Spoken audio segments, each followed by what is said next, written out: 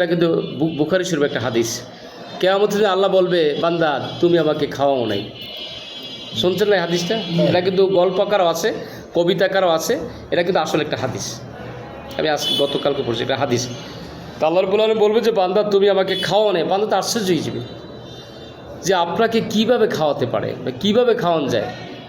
তখন বলছে তোমার দরজায় বা তোমার এলাকায় তোমার প্রতিবেশী কি মানে ক্ষুধার্ত ছিল না? তুমি খাইছো, তুমি পেট ভরে খাইছো, কিন্তু সে তো ক্ষুধার্ত ছিল। তাকে যদি একটু খাবার দিতে তাহলে আমাকে খাওয়ানো হতো। এ ব্যাপারে রাসূল সাল্লাল্লাহু আলাইহি ওয়াসাল্লাম একটা হাদিস এবার বলছেন, দেখেন রাসূল সাল্লাল্লাহু আলাইহি ওয়াসাল্লাম বলছেন যে যখন তুমি রান্না করো এই রান্নার সময় একটু পানি বাড়াই দিও, যেটা জল হয়, যেটা পানিটা বাড়াই দিলে জল হয়। কারণ হতে পারে তোমার প্রতিবেশী বুখা, সে তার ঘরে তরকারি রান্না হয় না, ভাত রান্না হয় না, একটু খোঁজখবর নিও, একটু খোঁজখবর নিও। তো এভাবে আল্লাহ রাব্বুল বলবে পানি, ওই 30টার থেকে পানি, এভাবে মানে আল্লাহ বলবে বান্দাকে, বান্দা আবার বলবে আপনাকে কেমনে পানি পান করানো যায়। এভাবে কয়েকটা প্রশ্ন করবে আর কি।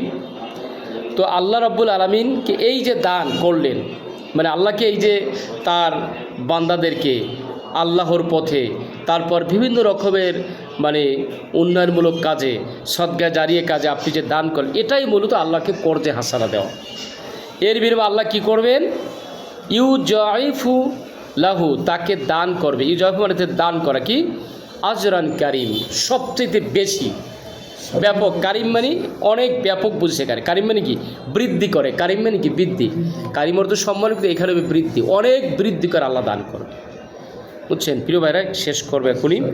এর আগে বলি দান করলে উপকার কি, এটার একটা বাস্তব একটা উদাহরণ, একটা বাস্তব উদাহরণ। বাস্তব উদাহরণটা কি?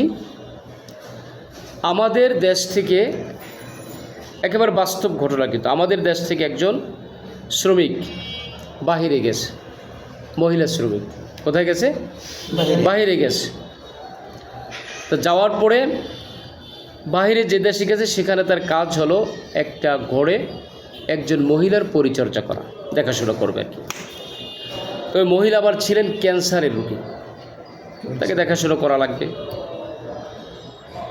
তো এখন ওই মহিলা বিষয়টি যা প্রসেসিং করার পরে অপেক্ষা আছে কখনই। এই ইতিমধ্যে মহিলা বাচ্চা প্রসব করেছে। তা বাচ্চা হওয়ার পরে কিছুদিন পরেই তার ডাক আসছে বাইরে যাওয়ার জন্য, ডেট পড়ছে। উনি বাইরে চলে গেছে, যাওয়ার পরে বাচ্চা তুই ওই ছোট্ট বাচ্চা রাইখা, আর যেহেতু গরিব মানুষ অনেক কষ্ট করে টাকাই করছে, যাওয়া লাগে, ক্যান্সেল করার সুযোগ নাই। তো যাওয়ার পরে ওই মহিলাকে পরিচর্যা করতেছিলেন। তারপরে একদিন হঠাৎ করে ওই মহিলা, অসুস্থ মহিলা, খেয়াল করতেছে যে এই মহিলা বারবার বাথরুমে যায়, আবার আসে, আবার কতক্ষণ পরে আবার আসে। আর ব্যাপারটা কি তাকে জিজ্ঞাসা করছে। তখন বলছে, দেখেন আমি তো ছোট্ট বাচ্চা রেখে এসেছি, তো আমার এই যখন দেখবেন বাচ্চা মহিলা যে দুধ আসে, ওটা আসার পরে কিন্তু অনেক সময় ডাক দেয়, না ফালাইলে সমস্যা হয়, কষ্ট হয়, তা আমি সেই জন্য করি। তখন মহিলা বলল, শুনে তার একটা আফসোস বা কষ্ট লাগছে, বলছে তোমার বাইরে মানে আসা যাওয়ার যে খরচ, এবং তুমি এখানে তো 1 বছর কাজ করলে যেই পরিমাণ অর্থ পাইতে, ওই সব হিসাব করে দিয়া বলছে তুমি মানে করো, প্রসেসিং করো, বাড়ি তোমার দেশে দেওয়ার জন্য চেষ্টা করো, আমি যত সময় হেল্প করব, তুমি চলে যাও। 1 বছর পরে আল্লাহ আমাকে হায়াতে বাঁচিয়ে রেখে তুমি আইসো, যা লাগে আমি আনার জন্য তোমাকে করব, সব কিছু যা লাগে আর কি। তাও আবার চলে আসছে বাড়িতে।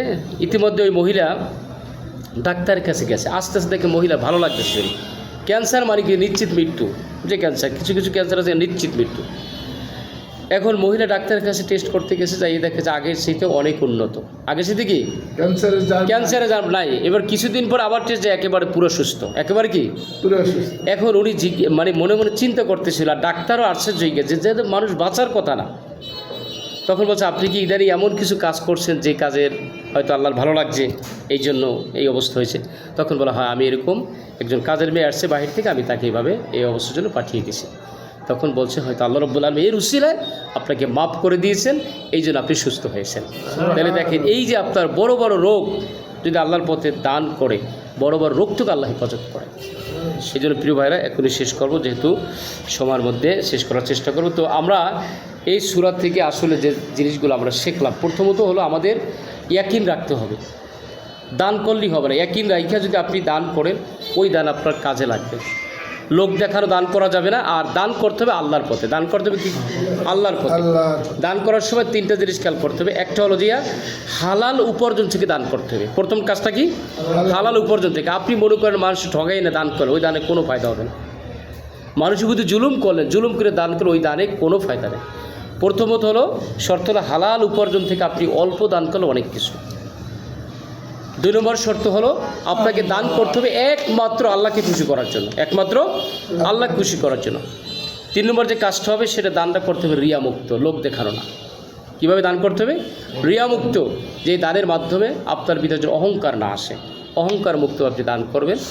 এই কাজগুলো যদি আপনি করতে পারেন ইনশাআল্লাহ আল্লাহ রাব্বুল আলামিন আমাদেরকে দানের উছিলায় অনেক সমস্যা থেকে হেফাজত করবেন, আর পরকালে আমাদেরকে নাজাতের অংশীদারি করবেন।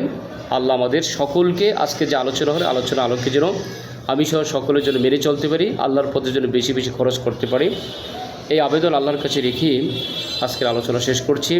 আসসালামু আলাইকুম রহমতুল্লাহি ওয়া বারাকাতুহু। পবিত্র কোরআন থেকে সূরা হাদীদ দর্শন